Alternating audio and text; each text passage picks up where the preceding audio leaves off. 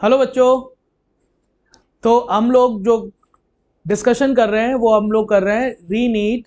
हम लोग एफएसटी के पेपर के लिए हम लोग 3 एफएसटी नंबर 3 का डिस्कशन करने आए हैं। और हम सबसे पहले आपको ऐड कराना चाहते हैं कि अब पढ़ने का अधिकार सबको और डॉक्टर बनने का अधिकार सबको, इसके तहत हम लोग इस पेपर का डिस्कशन कर रहे हैं। और हमारे पास पहला क्वेश्चन क्या है, देखिए।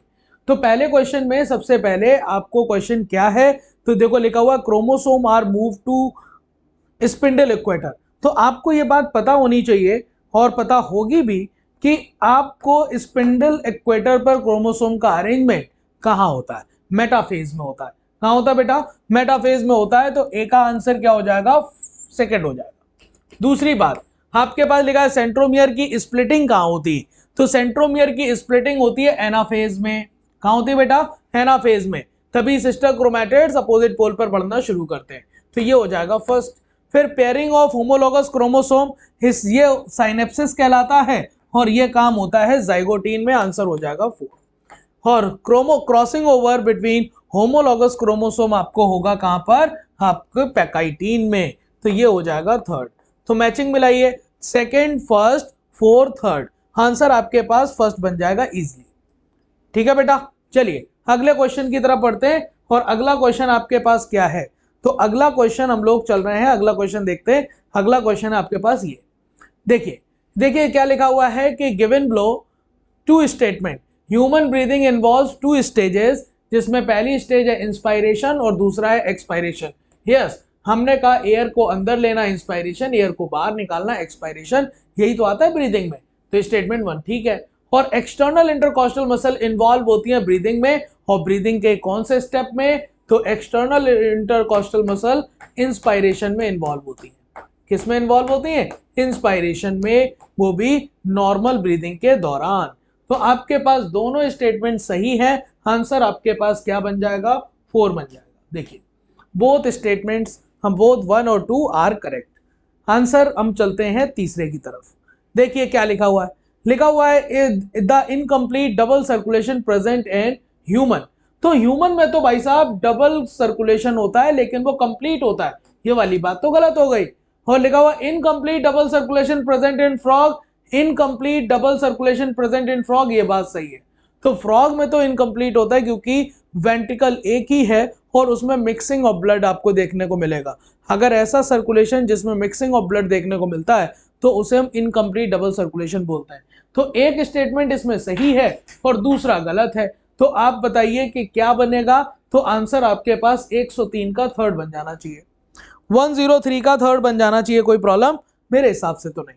आगे चलिए अगला। आप देखिए ये लिस्ट दी गई है और लिस्ट में आपके पास एडेनिन को बताना है कि एडेनिन को किससे करोगे। तो एडेनिन आपको पता है नाइट्रोजनस बेस होता है और ये प्यूरिन का पार्ट है। तो ये क्या हो गया, 4 हो गया। फिर आपके पास एंथोसाइनिन, एंथोसाइनिन सेकेंडरी मेटाबोलाइट है और ये पिगमेंट होता है, ये हो जाएगा फर्स्ट। काइटिन आपके पास, काइटिन जो होता है इसकी बनी होती है फंजाई की सेल वॉल, और काइटिन की मोनोमर यूनिट होती है नाग, और नैन एसिटाइल ग्लूकोसामीन क्या है, एक आपके पास पॉलीसेकेराइड है, ये हो जाएगा सेकेंड। और कोडीन, और आपके पास कोडीन क्या है, मॉर्फिन। मॉर्फिन एंड कोडीन ये दोनों एल्कोलॉइड होते हैं, मतलब ये भी सेकेंडरी मेटाबोलाइट है। इसका आंसर हो जाएगा 3rd। तो बनाइए 4 फर्स्ट सेकेंड 3rd। आप देखिए आंसर फर्स्ट मिल रहा होगा, मिल रहा है। आगे चलिए अगला क्वेश्चन। लिखा हुआ ammonia is the least toxic, यहीं से गलत हो गया। अमोनिया लीस्ट टॉक्सिक नहीं होता भैया, मोस्ट टॉक्सिक होता है। कैसा होता है, मोस्ट टॉक्सिक होता है। हाँ, इसके लिए लार्ज अमाउंट ऑफ वाटर की रिक्वायर होती है, ये बात तो सही है, लेकिन लीस्ट टॉक्सिक लिख दिया, गलत हो गया। Many reptiles, terrestrial insect and many bony fishes are ammonotelic. तो ये वाली बात भी गलत हो गई, ये अमोनोटेलिक नहीं होते। तो आपके पास आंसर बताइए, दोनों स्टेटमेंट गलत हैं। तो क्या आपके पास आंसर 105 का फर्स्ट नहीं बना है, 105 का फर्स्ट बन गया होगा बेटा? कोई दिक्कत मुझे नहीं लगता इसमें कोई दिक्कत आई होगी, 105 का फर्स्ट हो जाएगा। ठीक है, आगे चलते हैं। अगला क्वेश्चन बताइए। अगला क्वेश्चन लिखा movement of our limbs, jaw, tongue etcetera requires muscular movement. बिल्कुल, मस्कुलर मूवमेंट के लिए आपके पास ये जो आपके पास मूवमेंट्स हो गया, तो मस्कुलर मूवमेंट की वजह से ही, मस्कुलर टिश्यू की वजह से होगा। फर्स्ट हो गया। लोकोमोशन रिक्वायर करता है no coordination activity muscular skeletal और न्यूरल, तो आप देखिए ये तो बिल्कुल ही गलत हो गया। इसके लिए कोऑर्डिनेशन होना चाहिए तीनों सिस्टम का, चाहे मस्कुलर हो, स्केलेटल हो, न्यूरल हो। ये वाली बात गलत। पहला सही दूसरा गलत, तो आंसर आपके पास 106 का सेकंड हो जाएगा। ठीक है, अगला बताइए। लिखा हुआ है skeletal muscle are not associated with skeletal component of the body. देखिए स्केलेटल मसल तो एसोसिएटेड होती है, गलत हो गए भाई साहब। फिर लिखा है visceral muscles are located in the inner wall of hollow visceral organ, जैसे कि एलिमेंट्री कैनाल, रिप्रोडक्टिव ट्रैक्ट। ये बात सही है, तो एक स्टेटमेंट गलत है और दूसरा सही है, तो आंसर आपके पास 107 का थर्ड ही हो जाएगा। आगे देखिए अगला। आप देखिए ये वाला जो आपका क्वेश्चन है वो आया है बायोडाइवर्सिटी से, जिसमें in situ ex situ conservation की बात है। तो देखिए सैक्रेड ग्रुप्स, हालांकि इन सीटू कंजर्वेशन के एग्जांपल होते हैं, और खासी हिल्स और खासी एंड जैंतिया हिल्स मेघालय की बात करी जाती है, तो ये आ जाएगा 4। फिर इसके बाद जूलॉजिकल पार्क आपके एक्स सीटू कंजर्वेशन का पार्ट हो गया, ये हो जाएगा 3rd। इसके अलावा नाइल पर्च एक एलियन स्पीसीज है, सिकलेट फिश की स्पीसीज को आपके वाइप आउट करने वाले, तो हमने कहा कि ये नाइल पर्च हो गया वो एलियन स्पीसीज हो जाएगा, ये फर्स्ट हो गया। अमेज़ोनियन रेन फॉरेस्ट कहा जाता है कि ये बहुत अमाउंट में ऑक्सीजन हमारे अर्थ पर रिक्वायर्ड, अकेले 20% ऑक्सीजन का कंट्रीब्यूशन इसी का ही है, तो कहा जाता है ये हो जाएगा सेकंड।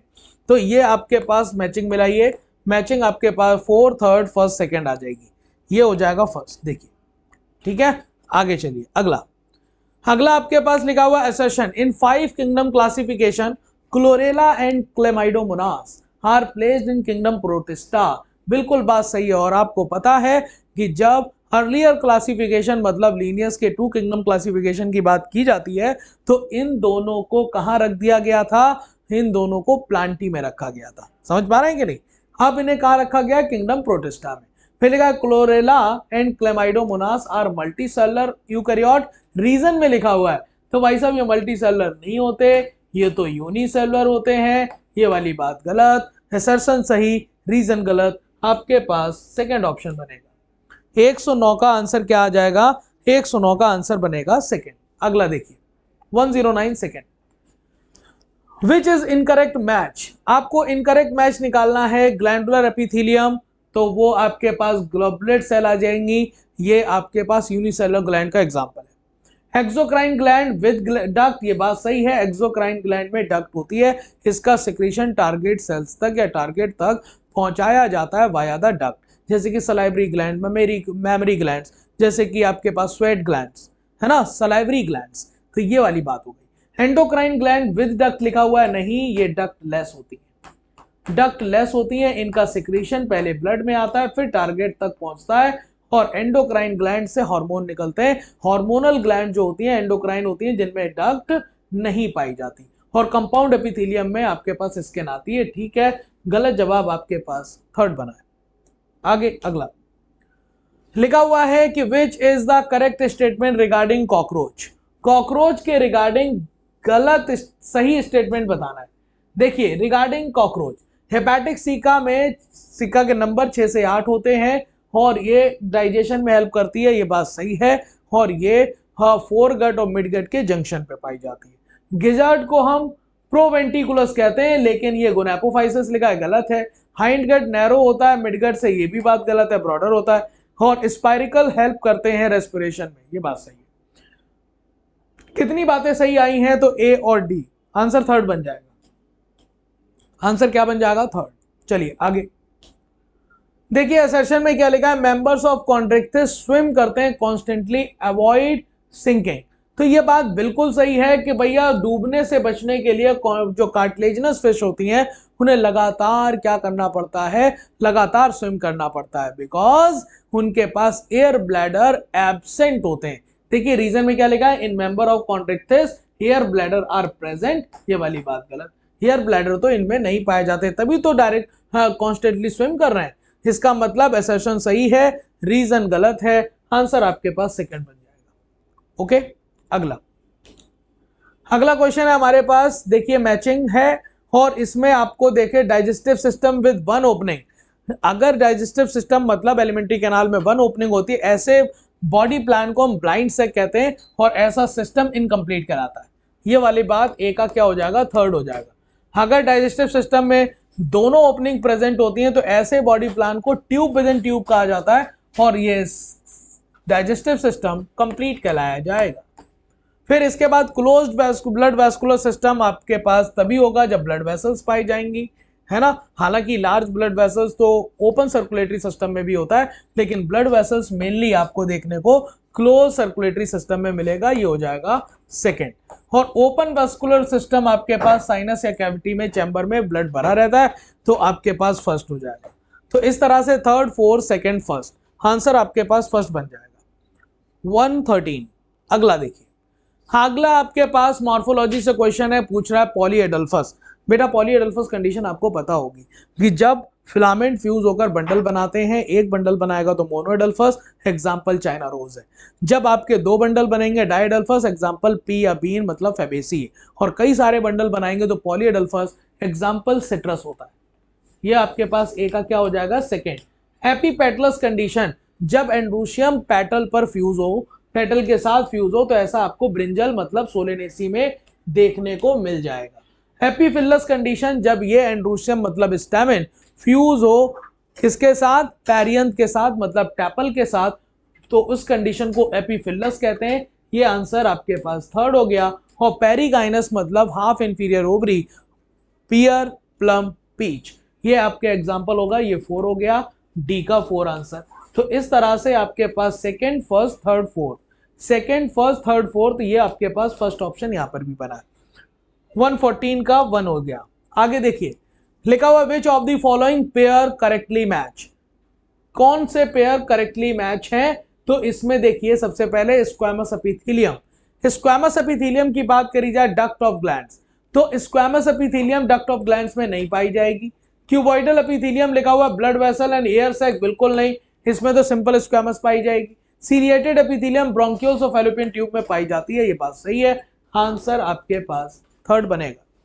ठीक है, आगे। Out of 4 components of xylem which components is are living, तो जो आपके जाइलम के 4 कंपोनेंट में से इसमें से बता रहे हैं कौन सा लिविंग है। तो जाइलम के component most of the dead होते हैं, सिर्फ लिविंग एलिमेंट होता है जाइलम पैरेन्काइमा। अब देखिए कंपेनियन सेल लिविंग तो है, लेकिन ये फ्लोएम का पार्ट है ना कि जाइलम का। हमें जाइलम के रिगार्डिंग बताना है। जाइलम फाइबर डेड है, कैसे है, डेड है, और ये आपके पास लिविंग तो है लेकिन फ्लोएम का पार्ट है। आपको लिविंग का पार्ट जाइलम पैरेन्काइमा है, आपके जाइलम का पार्ट भी है, आंसर आपका थर्ड बनेगा। 116 का थर्ड। अगला, hypodermis in monocot stem are made up of, तो अगर मोनोकॉट स्टेम के हाइपोडर्मिस की बात करी जाए तो ये स्क्लेरेन्काइमा का बना होता है। जब बात करी जाए डाइकॉट स्टेम के हाइपोडर्मिस की तो वो आपके पास कॉलेनकाइमा का बना होता है। ठीक है, तो ये आपके कॉलेनकाइमा का नहीं, ये स्क्लेरेन्काइमा का होगा, पैरेन्काइमा नहीं, क्यूटिकल नहीं। आंसर आपके पास 117 का सेकंड हो जाएगा। अगला, which is incorrect statement about mutualism, mutualism मतलब सिम्बियोटिक रिलेशनशिप और बोथ पार्टीज आर बेनिफिशियल और can not live without each other. इसका मतलब हमने कहा कि दोनों पार्टीज को क्या हो, बेनिफिट हो और दोनों एक दूसरे के बिना ना रह पाए। तो इसमें म्यूचुअलिज्म के रिगार्डिंग इनकरेक्ट बात बतानी। लिखा हुआ वन स्पीसीज हार्म, ऐसा होता नहीं है, गलत बात हो गई। बोथ स्पीसीज इज बेनिफिटेड, ठीक है। One species is benefited and other is neither benefited nor harm, तो ये तो कमेंसलिज्म हो जाएगा। आपके पास one species is harm, other is partially benefited, तो नहीं, ये बात भी नहीं, ये आपके पास पैरासाइट हो जाएंगे या प्रेडेशन का बात हो जाएगी, पार्शियल नहीं आपके पास, तो म्यूचुअलिज्म तो नहीं। तो गलत बात आपके पास 1 2 3 ए सी डी आंसर 4 बनेगा। 118 का आंसर क्या बन जाएगा बेटा, 118 का आंसर बनेगा 4। ठीक है, आगे चलते हैं। अगला देखिए 119, आपको एक मैचिंग दी गई है, लिस्ट 1 लिस्ट 2 आपको पहचानना है। वॉल्वॉक्स किसका एग्जांपल होता है, तो वॉल्वॉक्स ग्रीन एल्गी का एग्जांपल है और ये कॉलोनियल एल्गी है और इसमें ऊगैमस टाइप का रिप्रोडक्शन होता है। तो ये हो गया थर्ड। आप साइकस की बात करी जाए, साइकस एक जिम्नोस्पर्म है और आपको पता है साइकस की जो स्टेम होता है वो अनब्रांच होता है, कोरेलॉइड रूट पाई जाती है। स्लेजनेला, स्लेजनेला आपको याद आ जाए टेरिडोफाइट है, हेट्रोस्पोरस टेरिडोफाइट को भी इसे कहते हैं। और स्पैग्नम आपके पास मॉस है, पीट मॉस की बात करी जाए तो स्पैग्नम का सूखा हुआ, और स्पैग्नम अगर लिविंग मटेरियल को ट्रांसमिट के लिए तो इसमें वाटर होल्डिंग की कैपेसिटी भी होती है। तो ये फर्स्ट हो गया। Third fourth second first, third fourth second first, answer आपके पास सेकंड बना है। आगे देखिए अगला क्वेश्चन लिखा हुआ in biotic potential unrestricted reproductive capacity. याद रखना कि पॉपुलेशन में अगर रिप्रोडक्टिव कैपेसिटी को अनरिस्ट्रिक्टेड कर दोगे तो भाई साहब वहां पर वो अपने नंबर खूब तेजी से बढ़ाएगा, और उसे क्या कहेंगे, उसे हम बायोटिक पोटेंशियल कहते हैं। हाई माइग्रेशन नहीं, कैरिंग कैपेसिटी नहीं, उसे हम क्या कहते हैं, बायोटिक पोटेंशियल। अगला देखिए, अगला आप क्वेश्चन देखेंगे तो आपके पास मैचिंग है। इम्ब्रिकेट, इम्ब्रिकेट एस्टिवेशन किस में देखने को मिलता है, गुलमोहर और केसिया में, केसिया एग्जांपल लिखा हुआ है। चलिए, वॉल्वेट एस्टिवेशन कैलोट्रोपिस में, देखिए ये हो जाएगा। वैक्सिलरी पी और बीन्स में तो ये 4 हो जाएगा, और ट्विस्टेड आपके पास कॉटन और चाइना रोज में देखने को मिल जाता है, तो ये हो जाएगा थर्ड। मैचिंग मिलाइए, second first fourth third, answer आपके पास सेकेंड बन जाएगा। सेकेंड फर्स्ट फोर्थ थर्ड, देखिए बना है कि नहीं, सेकेंड आंसर आ जाएगा। ठीक है, आगे देखिए अगला, अगला क्वेश्चन देखिए, लिखा हुआ है the ethical argument for conserving biodiversity relate to what we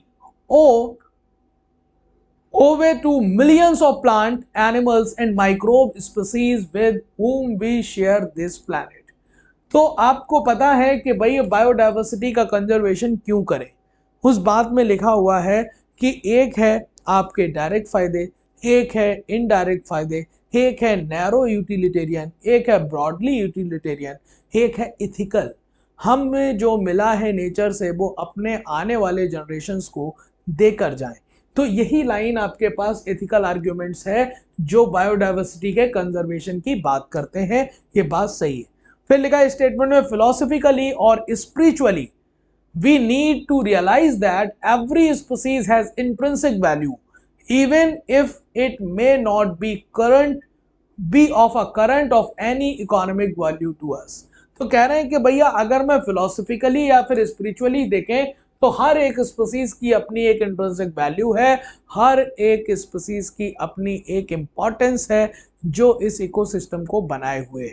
और इसी को तौर पर आपको पता है कि भाई एक हाइपोथेसिस दी गई थी, रिवेट पोपर हाइपोथेसिस, और रिवेट पोपर हाइपोथेसिस में पॉल एडलिच ने इस बात को बताने की कोशिश की थी कि जिस तरह से एरोप्लेन हर एक छोटी रिवेट से मिलकर बना होता है, उसी तरीके से हमारा एक इकोसिस्टम हर एक स्पीसीज से मिलकर बना हुआ है।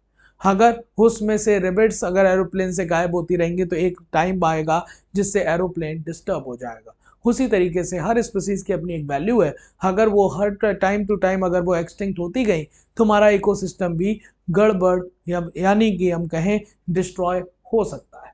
तो आपके पास ये दोनों बातें सही हैं, और दोनों बातें सही हैं तो आपके पास statement both 1 and 2 are correct, answer first बन जाएगा। क्या बन जाएगा बेटा, फर्स्ट बन जाएगा इसका आंसर। आगे चलिए, अगला लिखा हुआ है कि which type of ecological pyramid would be obtained with the following data, जिसमें कह रहा है प्राइमरी प्रोड्यूसर की वैल्यू 5000, प्राइमरी प्रोड्यूसर आपके पास प्राइमरी प्रोड्यूसर कितने हैं, उसका है 5000 जूल। फिर बाद में उन्होंने कहा प्राइमरी कंज्यूमर जो है उसमें, प्राइमरी कंज्यूमर जो है उसमें लिखा हुआ है 45। फिर उसके बाद जो सेकेंडरी कंज्यूमर है, सेकेंडरी कंज्यूमर को लिखा हुआ है उन्होंने 2500 जूल, और जो टर्शरी कंज्यूमर है उसके लिए क्या लिखा हुआ है उन्होंने 1000 जूल। कितना जूल, 1000 जूल लिखा हुआ है। तो आप मुझे बताइए यहां पर क्या ये आपका पिरामिड अपराइट है? हाँ, ये पिरामिड तो अपराइट है, लेकिन ये रूल को फॉलो नहीं कर रहा कि भाई हमें लिंडमैन के 10% रूल को पता होना चाहिए कि 10% रूल ये कहता है कि हर ट्रॉफिक लेवल में 10% एनर्जी ही जाती है। तो अगर इसके पास 5000 है तो इसमें कितना जाएगी 500, इसमें कितना जाएगी 50, और इसमें कितना जाएगी 5।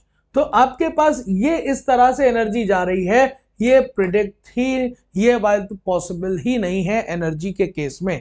एनर्जी के केस में हर ट्रॉफिक लेवल 10% रूल को फॉलो करता है, तो this pyramid is not possible पर मैं जाऊंगा आंसर 4 हो जाएगा। अगला आपके पास लिखा हुआ है इंडिविजुअल हैज सर्टेन एट्रीब्यूट्स।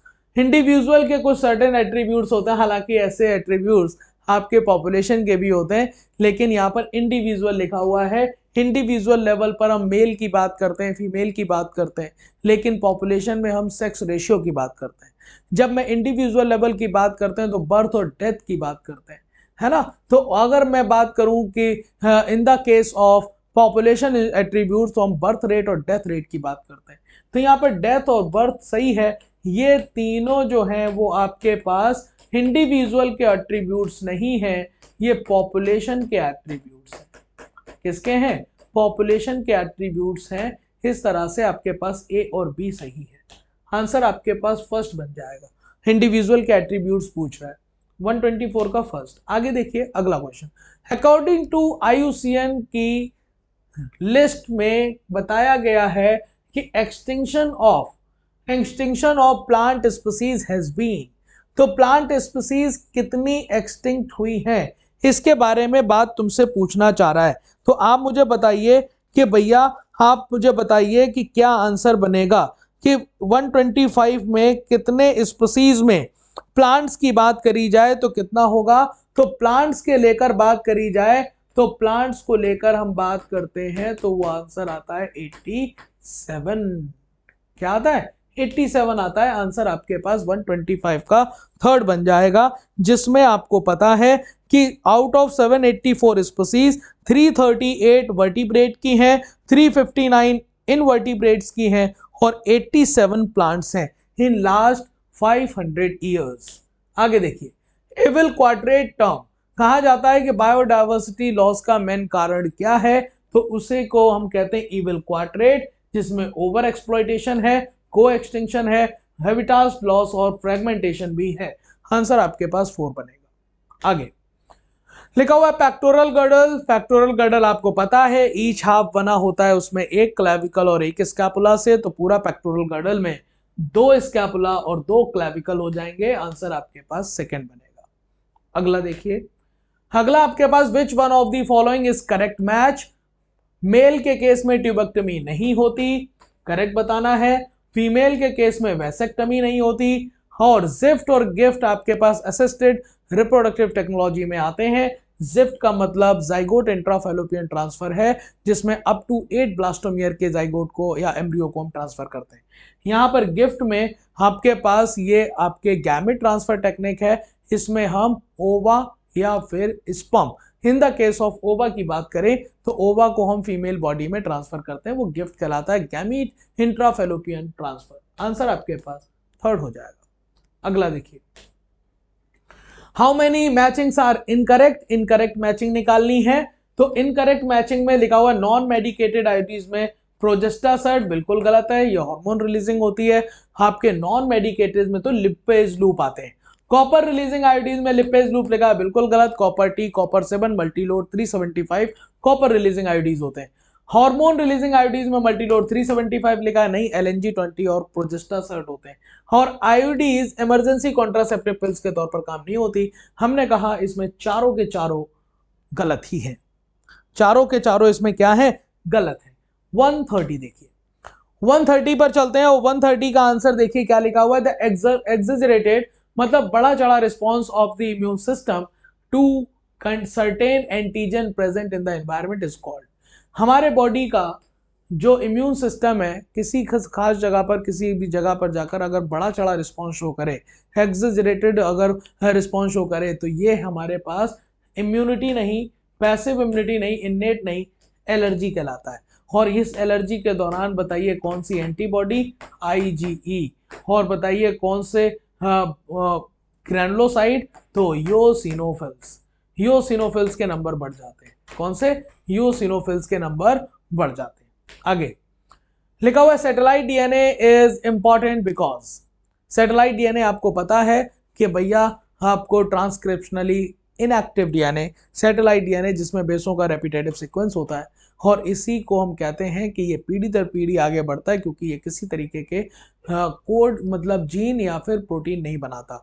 और विद इन आपके पास जनरेशंस अगर ये पहुंचता जाता है तो इसमें बहुत सारे चेंजेस दिखाई देते हैं। हालांकि प्रोटीन नहीं बनाते तो उससे ऑर्गेनिज्म की डेथ नहीं होती। तो इसका मतलब इस नॉन कोडिंग मतलब जिसे हम सैटेलाइट डीएनए कह रहे हैं, जिसे हम इनएक्टिव डीएनए कह रहे हैं, ये काफ़ी इसमें विविधताएं पाई जाती हैं, काफ़ी सारे मतलब इसमें फॉर्म पाए जाते हैं, पर्सन टू पर्सन ये बदलता है।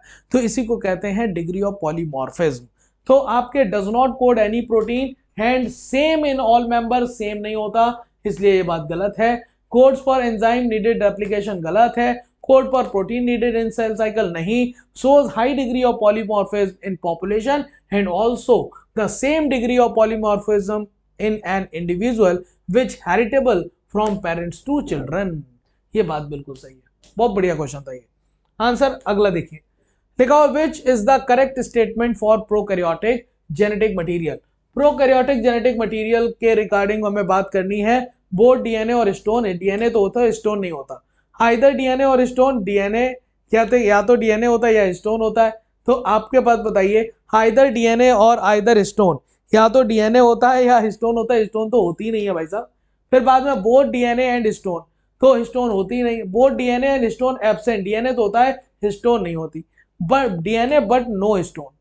तो 132 का आंसर आपके पास क्या आ जाएगा? मुझे तो 132 में सिर्फ थर्ड आंसर लग रहा है, ओनली डी। अगला देखिए, अगला लिखा हुआ है some amino acid are coded by more than one codon. अगर एक अमीनो एसिड एक से ज्यादा, देखिए some amino acid are coded by more than one codon, hence code is called. तो बताओ, एक अमीनो एसिड के एक से ज्यादा कोड हो सकते हैं, ये बात भी पता है। और कोई अमीनो एसिड, कोई भी अमीनो एसिड अगर एक से ज्यादा कोड रखता है तो हम उसे डीजेनरेट कहते हैं। क्या कहते हैं? डीजेनरेट। आगे देखिए अगला, in E coli during lactose metabolism, in E coli lactose metabolism के दौरान अगर इंड्यूसर नहीं है, मतलब लैक्टोज नहीं है, लैक्टोज नहीं है, तो जो आपके पास रिप्रेसर है वो किससे बाइंड कर जाता है? ऑपरेटर से, जिससे आरएनए पॉलीमरेज काम नहीं करता और कोई भी स्ट्रक्चरल जीन अपने आप को ट्रांसक्रिप्ट और ट्रांसलेट नहीं कर पाता। अगला, यह है हमारे सेशन का आखिरी क्वेश्चन। इसके बाद आपको सैलेंज सर आगे के 35 क्वेश्चन कराएंगे, फिर विक्रम सर करा देंगे, ठीक है। और ये देखिए 35 question, which of the following is a nucleotide. इसमें से कौन न्यूक्लियोटाइड है? तो साइटिडाइलेट जो है, साइटिडिलिक एसिड कहेंगे, तो ये है न्यूक्लियोटाइड। जबकि ये न्यूक्लियोसाइड है, ये न्यूक्लियोसाइड है, ये भी न्यूक्लियोसाइड है। तो कौन सा न्यूक्लियोटाइड है? तो वो है आपके पास फर्स्ट साइटिडाइलेट बोलो या फिर साइटिडिलिक एसिड बोलो। ये थे हमारे हिस्से के 101 से 135। आई होप आपको समझ आए होंगे। Thank you so much. इसके बाद आप स्वागत करिए सैलेंज सर का, और वो आपको 136 से 170 तक क्वेश्चंस कराएंगे। थैंक यू सो मच बेटा, थैंक यू। तो क्वेश्चन नंबर 101 टू 135 अभी एलिस सर ने किया। अब क्वेश्चन नंबर 136 टू 170 मैं कंटिन्यू करता हूँ। क्वेश्चन नंबर 136, ये आपके सामने, in the given figure identify A and B and also identify the process. तो यहाँ पर ए और बी को आइडेंटिफाई करना और प्रोसेस आपको बताना है। तो ए क्या हुआ यहाँ पर? ये आरएनए पॉलीमरेज है, और बी क्या है? ये रो फैक्टर है, और ये प्रोसेस क्या है? ये transcription in prokaryotes. Transcription in prokaryotes पूरा प्रोसेस दिखाया गया है बैक्टीरिया में। और आरएनए पॉलीमरेज जैसा हमें पता है, ये इनिशिएशन भी करता है with the help of sigma factor, sigma factor के साथ, और ये इलोंगेशन करेगा ऑन इट्स ओन, किसी की ज़रूरत नहीं है, और टर्मिनेशन रो फैक्टर के साथ। तो यहाँ पर दिखाया गया टर्मिनेशन को, टर्मिनेशन विद रो फैक्टर। तो यहाँ पर करेक्ट आंसर होगा A RNA polymerase, B rho factor, और प्रोसेस होगा टर्मिनेशन। तो correct answer will be second, 136 is second. Now we move to another question 137। यहाँ पर ये असर्शन और रीज़न टाइप का क्वेश्चन दिया हुआ है। असर्शन में दे रहे हैं BT toxin protein does kill the bacillus bacteria. तो ये बैसिलस थ्यूरिंजिएंसिस इसी से ये प्रोड्यूस होता है। यहाँ पर ये प्रोटॉक्सिन के फॉर्म में ये प्रोटीन प्रोड्यूस होगी, तो इसको किल नहीं करती है क्योंकि ये प्रोटॉक्सिन के फॉर्म में होगा, इनएक्टिव टॉक्सिन के फॉर्म में होगा। एक पर्टिकुलर फेज में ये प्रोड्यूस होती है स्पोरुलेशन के वक्त। In Bacillus bacteria BT toxin protein exist as inactive protoxin. तो रीज़न यहाँ पे सही दिया है बट असर्शन यहाँ पर गलत है, तो assertion is false but reason is true. Third यहाँ पर आंसर होगा, 137 is third. Now we move to another question 138, और 138 में पूछा गया which one of the following is the correct match. Correct matching आपको बतानी है। PCR polymerase chain reaction, in vitro DNA synthesis. In vitro मतलब आर्टिफिशियल लेबोरेटरी कंडीशंस में, और ये क्या करता है, ये जीन फ्रैगमेंट का, ये DNA फ्रैगमेंट का क्या करेगा, एम्प्लीफिकेशन। तो ये सही है यहाँ पर। Selectable marker antibiotic resistance gene, तो सेलेक्टेबल मार्कर का वेक्टर में काम कौन करता है, एंटीबायोटिक रेजिस्टेंस जीन, ये भी सही है। ये किस में हेल्प करता है, ये ट्रांसफॉर्मेंट्स को नॉन ट्रांसफॉर्मेंट से सेपरेट करेगा, एलिमिनेट करेगा नॉन ट्रांसफॉर्मेंट्स को। और बैक्टीरिया थर्मस एक्वेटिकस, ये यहाँ पर DNA पॉलीमरेज, टैग पॉलीमरेज जो होता है, जो PCR में यूज़ होगा, क्योंकि ये टेम्परेचर थर्मोस्टेबल होता है, ज़्यादा टेम्परेचर पर ये स्टेबल रहेगा, तो इसलिए इसको यूज़ किया जाता है PCR में। क्योंकि PCR में डीनेचुरेशन वाले स्टेप में 94 to 96 डिग्री, एनीलिंग वाले स्टेप में 40 to 60 और 72 डिग्री सेंटीग्रेड ये एक्सटेंशन वाले स्टेप में ज़रूरत होता है टेम्परेचर, तो वहाँ पर ये एक्सटेंशन वाले स्टेप में यूज़ होगा। तो 138 का करेक्ट आंसर यहाँ पर fourth, all of these. Now we move to another question 139, how many matchings are incorrect. यहाँ पर इनकरेक्ट मैचिंग्स पूछी गई हैं। तो मॉलिक्यूलर ग्लू, मॉलिक्यूलर ग्लू क्या है, DNA लाइगेज, ये DNA फ्रैगमेंट्स को जोड़ेगा और जो बॉन्ड इस्टेब्लिश करता है वो है phosphodiester linkage. Molecular glue DNA polymerase, ये यहाँ पर गलत है, DNA पॉलीमरेज मॉलिक्यूलर ग्लू का काम नहीं करता है, मॉलिक्यूलर ग्लू कौन, DNA लाइगेज। मॉलिक्यूलर सिजर, ये रिस्ट्रिक्शन एंडोन्यूक्लियस कट करते हैं ये, और मॉलिक्यूलर ग्लू RNA पॉलीमरेज, ये भी गलत दिया हुआ है। तो 139 में एक सही है और 3 इनकरेक्ट हैं, B C D। तो इनकरेक्ट पूछे गए तो इसलिए आंसर होगा 139 is second. Now we move to another question, question number 140। यहाँ पर पूछा गया कितनी मैचिंग्स इनकरेक्ट हैं। नेचुरल जेनेटिक इंजीनियर, तो नेचुरल जेनेटिक इंजीनियर क्या होगा, ई कोलाई नहीं, एशरीशिया कोलाई नहीं होगा यहाँ पर। नेचुरल जेनेटिक इंजीनियर यहाँ पर एग्रोबैक्टीरियम ट्यूमिफेशियंस, क्योंकि ये ट्रांसफ़र करता है क्या, TDNA। डाइकॉट्स में ये क्राउन गॉल डिजीज़ कॉज करता है। Natural genetic engineer salmonella typhi, ये भी गलत हो गया। प्लाज्मिड एक्स्ट्रा क्रोमोसोमल DNA, सही है, ये बैक्टीरिया में यहाँ पर ये जीनोमिक DNA, और इसके अलावा जो होगा ये एक्स्ट्रा क्रोमोसोमल ऑटोनॉमसली रेप्लिकेटिंग होता है प्लाज्मिड, और डबल स्टैंडर्ड होगा, सर्कुलर होगा, सर्कुलर DNA। तो ये करेक्ट है यहाँ पर। Acidic pH required for activation of BT toxin, BT toxin protoxin के फॉर्म में जब ये इंसेक्ट इसको इंजेस्ट करता है तो गट में जा कर के ये एल्कलाइन pH की वजह से एक्टिव टॉक्सिन में कन्वर्ट होता है। एसिडिक pH यहाँ पर गलत दिया हुआ है, तो इनकरेक्ट पूछा गया, तो A, B और D ये यहाँ पर इनकरेक्ट हैं 3। तो first 140 is first. Now we move to another question, question number 141। यहाँ पर पूछा गया कितने इनकरेक्ट हैं। एली लिली, ये ब्रिटिश कंपनी नहीं, ये कौन सी है, अमेरिकन कंपनी। इसने सबसे पहले ह्यूमन इंसुलिन बनाया था, और ह्यूमन इंसुलिन में अगर देखा जाए तो A पेप्टाइड, B पेप्टाइड, और ये डाइसल्फाइड ब्रिज से कनेक्टेड होते हैं दोनों, और ये C पेप्टाइड से कनेक्टेड होते हैं। तो ये A हो गया, ये B हो गया, और ये C पेप्टाइड। C पेप्टाइड किस में होगा, प्रो इंसुलिन में। इनएक्टिव फॉर्म में। तो प्रो इंसुलिन में सी पेप्टाइड है, ये भी सही है। प्रो इंसुलिन में बी पेप्टाइड है, ये भी सही है। और फॉर्मेशन ऑफ ह्यूमन इंसुलिन से रिलेटेड है, ये भी सही है। तो 141 में इनकरेक्ट पूछा गया, तो सिर्फ एक इनकरेक्ट है यहाँ पर, तो फोर्थ 141।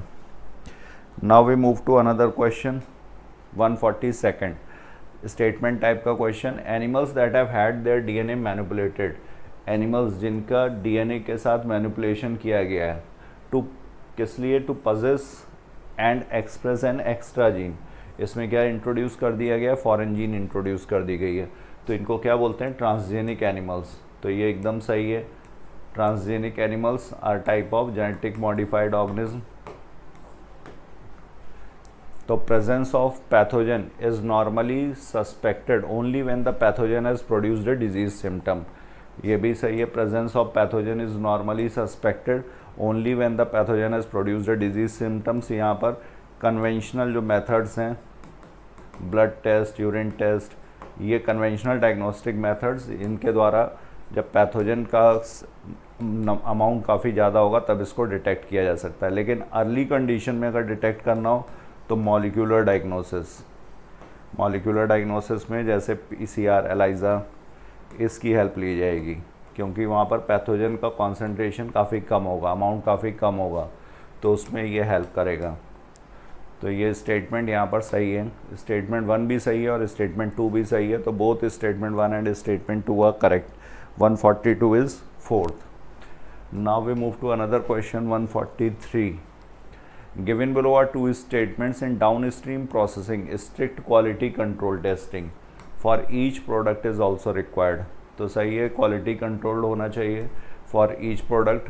क्यों? क्योंकि यहाँ पर एफिकेसी और स्टेरिलिटी को मेंटेन करने के लिए, ड्रग्स हैं या फिर वैक्सीन्स वगैरह हैं, तो इनके लिए एफिकेसी और स्टेरिलिटी, उसकी क्वालिटी कंट्रोल टेस्टिंग ज़रूरी है।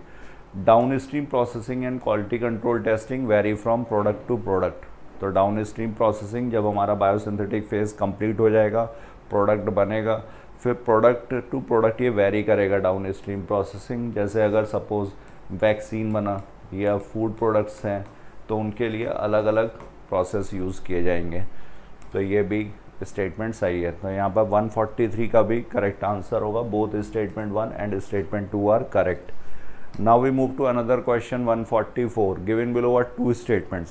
यहाँ पर भी statement type का question, restriction endonuclease are used in genetic engineering to form recombinant molecules। तो restriction endonuclease की help से recombinant molecules बनाए जाते हैं DNA के, which are composed of DNA from different sources। तो recombination हुआ है मतलब different sources से, तो ये statement सही है। और restriction endonuclease हमें पता है ये larger क्लास है एंजाइम्स का, न्यूक्लियसेस इसको बिलोंग करता है, तो ये स्टेटमेंट सही हुआ। When cut by the same restriction enzyme the resultant DNA fragments have the same kind of sticky ends and these can be joint together using DNA ligases. तो same restriction enzyme use किया जाएगा, सही है, क्योंकि अगर अलग अलग होंगे तो वहाँ पर स्टिकी एंड्स नहीं बने, स्टिकी एंड्स तो बनेंगे बट वो कॉम्प्लीमेंटैरिटी नहीं शो करेंगे, जिसकी वजह से बॉन्ड बनाने में दिक्कत होगी। तो सेम रिस्ट्रिक्शन एंजाइम यूज़ किया जाएगा दोनों के लिए, सही है ये। और बाद में इनको जोड़ा जाएगा डीएनए लाइगेजेस से। डीएनए लाइगेजेस यहाँ पर इस्टेब्लिश करेगा फॉस्फोडाइस्टर लिंकेज। तो 144 में भी करेक्ट आंसर होगा 1 and 2। Both statement 1 and statement 2 are correct. Next 145। Which stage of meiosis can last for months और years in the oocytes of some vertebrates. oocytes, तो oogenesis जब शुरू होती है तो oogonia और ये एम्ब्रियोनिक स्टेज में ही शुरू हो जाएगी। oogonia जो होगा ये किस में चेंज होता है, प्राइमरी oocyte में, और प्राइमरी oocyte में मियोसिस शुरू हो जाती है, मियोसिस फर्स्ट। लेकिन ये अरेस्ट हो जाती है किसमें, diplotene stage of prophase 1, diplotene stage of prophase 1।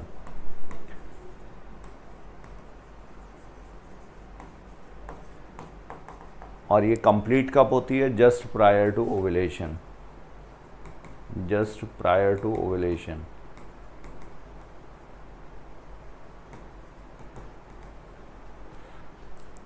तो यहाँ पर करेक्ट आंसर कौन सा होगा? 145 का third, diplotene stage of prophase 1। Next question 146। In C4 plant, C4 plants में photo respiration takes place in mesophyll cells, photo respiration takes place in bundle sheath cells, photo respiration takes place due to maintenance of high CO2 concentration at enzyme active site, या primary carbon dioxide accepted by phosphoenol pyruvate.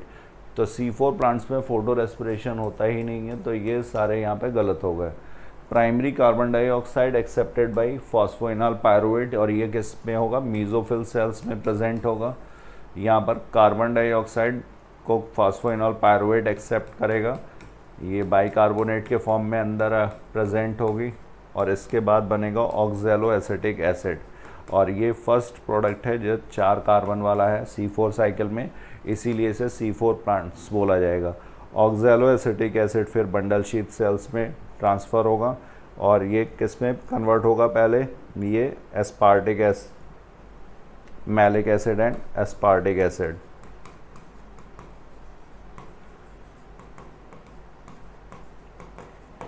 इसका फिर bundle sheath cell में decarboxylation और Calvin cycle से फिर fixation होगा। तो यहाँ पर 146 का करेक्ट आंसर होगा fourth. Next 147, which of the following statement is true for photosynthesis? Several factors interact and simultaneously effect photosynthesis.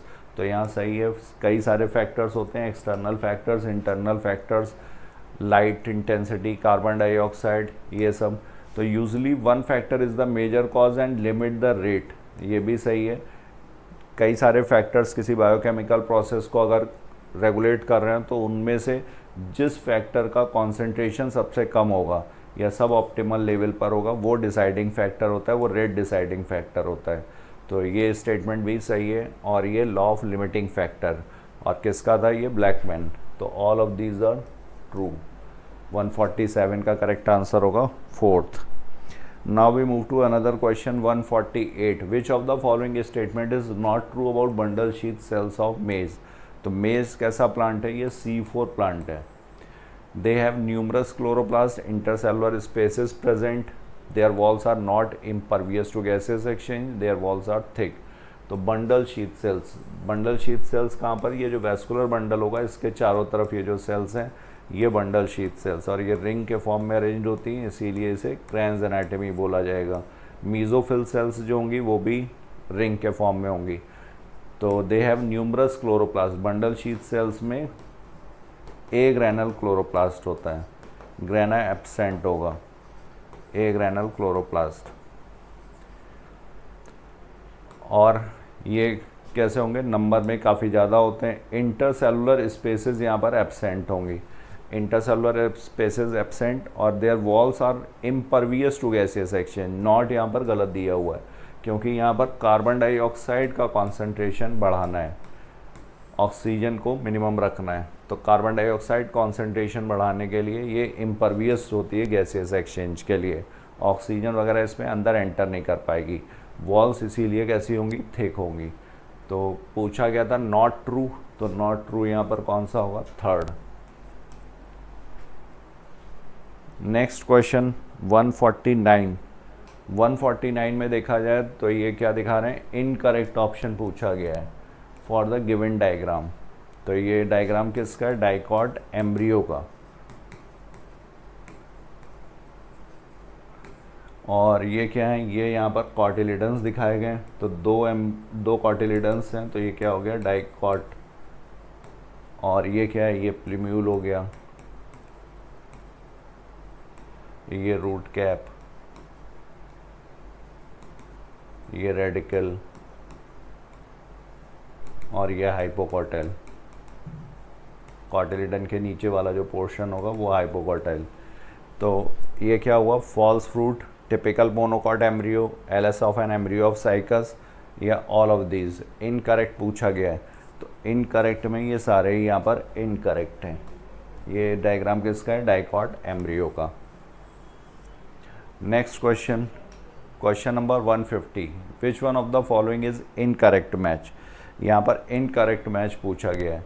तो यूनिसेक्सुअल फ्लावर्स, इमैस्कुलेशन, यहाँ पर आर्टिफिशियल हाइब्रिडाइजेशन के बारे में दिया हुआ है, और आर्टिफिशियल हाइब्रिडाइजेशन में अगर स्टेप्स देखे जाएं, आर्टिफिशियल हाइब्रिडाइजेशन में स्टेप्स, तो यहाँ पर सबसे पहले क्या होता है, इमैस्कुलेशन। लेकिन इमैस्कुलेशन किस में करते हैं, बाइसेक्सुअल फ्लावर्स में करते हैं, जहाँ पर मेल और फीमेल रिप्रोडक्टिव पार्ट्स दोनों प्रेजेंट होंगे, क्योंकि सेल्फ फर्टिलाइजेशन प्रिवेंट करना है। तो इमैस्कुलेशन के बाद इसको बैग से कवर्ड कर देते हैं, जिसे बोला जाता है बैगिंग, और बैगिंग के बाद फिर इसकी डस्टिंग होती है। डिज़ायर्ड पॉलिन ग्रेन्स ला करके हम लोग स्टिग्मा पर रिलीज़ करेंगे, उसको डस्टिंग बोलेंगे, और उसके बाद फिर से रीबैगिंग। तो these are the steps used in artificial hybridization. तो यहाँ पर यूनिसेक्सुअल फ्लावर में इमैस्कुलेशन दिया हुआ है, तो ये गलत है, क्योंकि यूनिसेक्सुअल फ्लावर में इमैस्कुलेशन की ज़रूरत नहीं है। यूनिसेक्सुअल फ्लावर में बैगिंग, बाइसेक्सुअल फ्लावर और बाइसेक्सुअल फ्लावर में इमैस्कुलेशन, ये सारे सही है। तो इनकरेक्ट था, तो 150 का इनकरेक्ट हुआ फर्स्ट।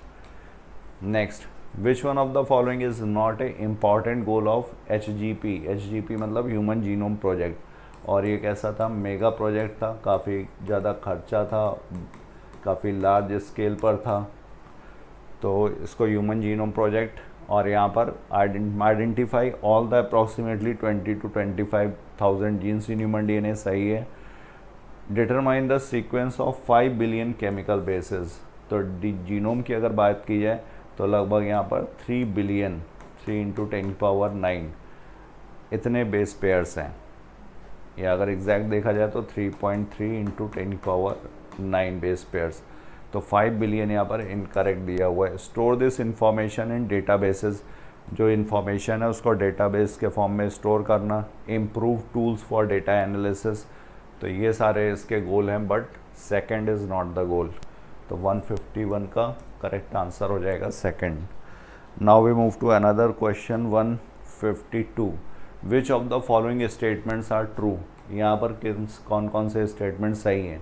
तो smoking increases carbon monoxide in blood, सही है, कार्बन मोनोऑक्साइड का कॉन्सेंट्रेशन बढ़ता है। स्मोकिंग डिक्रीजेज, ये गलत हो गया। Smoking increases concentration of heme bound oxygen in blood, ये गलत है, ये इसको डिक्रीज़ करेगा, क्योंकि हीमोग्लोबिन की एफिनिटी कार्बन मोनोऑक्साइड के लिए ज़्यादा होगी। Smoking causes oxygen deficiency in body, और ये सही है, क्योंकि जब ये इसको एलिमिनेट करेगा, हटा देगा, तो ऑक्सीजन की कॉन्सेंट्रेशन जो होगी वो कम होगी, कार्बन मोनोऑक्साइड इससे बाइंड करेगा। तो A and D is correct पूछा गया है। Next question 153। In which of the following animal true placenta is absent. तो ट्रू प्लेसेंटा किस में प्रेजेंट है, ये प्लेसेंटल मैमल्स में प्रेजेंट है, और प्लेसेंटल मैमल्स यहाँ पर जो दिए हुए हैं ऑस्ट्रेलियन मार्सुपियल्स और ऑस्ट्रेलियन प्लेसेंटल मैमल्स के एग्जाम्पल दिए हुए हैं। लीमर और फ्लाइंग स्क्वायरल, ये ट्रू प्लेसेंटल मैमल्स हैं, placental mammals Australian. Adaptive radiation का एग्जाम्पल है ये। और ये जो दिए हुए हैं कोआला, सुगर ग्लाइडर और नंबर्ड, ये मार्सुपियल्स हैं, ऑस्ट्रेलियन मार्सुपियल्स, और दोनों ही एडाप्टिव रेडिएशन का एग्जाम्पल है। तो ट्रू प्लेसेंटा इज एब्सेंट, तो ये एब्सेंट होगा A, B और C में। First. Next question, select the correct option for the given diagram. तो यहाँ पर ये ह्यूमन का 4 लिम्ब, और ये चीता,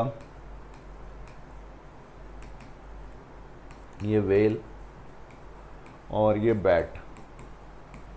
और यहाँ पर अगर बोन स्ट्रक्चर देखा जाए, चूँकि ओरिजिन सेम होगी, बोन स्ट्रक्चर सेम होना चाहिए, तो ये ह्यूमरस सभी में।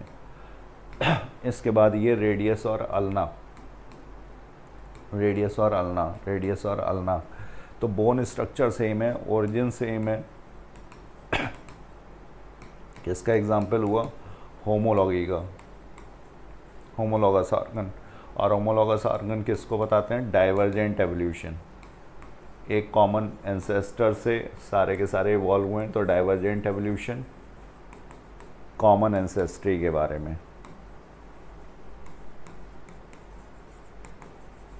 तो यहाँ पर एग्जाम्पल्स ऑफ होमोलोगस ऑर्गन्स, ये यहाँ पर करेक्ट है। 154 is first. Next, which one of the following hormones is not involve in sugar metabolism. तो यहाँ पर पूछा गया नॉट इन्वॉल्व, तो इंसुलिन ये इन्वॉल्व है, ग्लूकागॉन, कार्टिसोन, एल्डोस्टेरोन ये क्या है, सॉल्ट एंड वाटर रिटेनिंग है। और ये कहाँ से है, ये क्या है, ये मिनरलोकॉर्टिकॉइड्स, मिनरलोकॉर्टिकॉइड्स कहाँ से आता है, किस पार्ट से रिलीज होता है, तो एड्रीनल कॉर्टेक्स।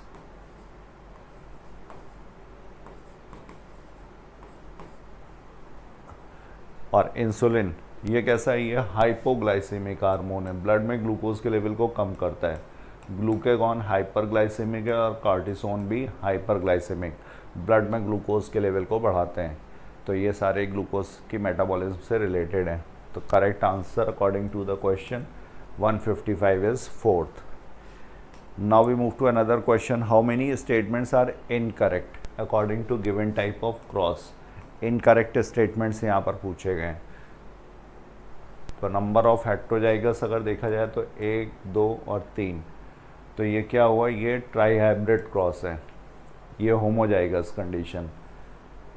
तो ये ट्राईहाइब्रिड क्रॉस हुआ, टेट्राहाइब्रिड नहीं है। 8 type of gametes are formed. तो नंबर ऑफ गैमीट्स हम लोग कैलकुलेट करते हैं 2n से, और n क्या है, नंबर ऑफ हेट्रोजाइगस। तो नंबर ऑफ हेट्रोजाइगस कितने, 3, तो ये हो जाएगा 8। और जीनोटाइप्स अगर कैलकुलेट करने हो तो 3n, और n क्या है यहाँ पर, नंबर ऑफ हेट्रोजाइगस। तो हेट्रोजाइगस कितने हैं, 3, तो कितने होगा 27। तो ये स्टेटमेंट भी सही है, ये भी सही है, और फर्स्ट वाला भी सही है। तो 156 का correct answer according to the question fourth. Next, for Turner syndrome correct option. Turner syndrome क्या है, ये मोनोसोमिक कंडीशन है, monosomic for sex chromosome, monosomic for sex chromosome. Sex chromosome का जो पेयर होता है उसमें से एक ही प्रेजेंट है। और ये किसका एग्जाम्पल होगा, एन्यूप्लॉइडी का। एन्यूप्लॉइडी में क्या होता है, गेन और लॉस ऑफ फ्यू क्रोमोसोम्स। तो एन्यूप्लॉइडी है, मोनोसोमी है, टोटल क्रोमोसोम चूँकि एक कम हो गया तो कितने हो जाएंगे 45, और सेक्स क्रोमोसोम में कम हुआ तो XO, ये भी सही है। It is due to non proper disjunction of chromosomes. तो एन्यूप्लॉइडी किस वजह से होती है, non proper disjunction of chromosomes. तो 1, 2, 3 एंड 4, 157, ये 3 के तीनों ही सही है, चारों इनफैक्ट। तो 157 का करेक्ट आंसर होगा third. Next question 158, out of A population of 1600 individuals in F2 generation of a cross between yellow round and green wrinkled seeds of pea plant, what would be the number of green wrinkled seeds। तो यहाँ पर जो dihybrid cross का ratio है F2 generation में, phenotypic ratio, वो 9:3:3:1। यहाँ पर ये क्या है, ये रिकॉम्बिनेंट्स हैं,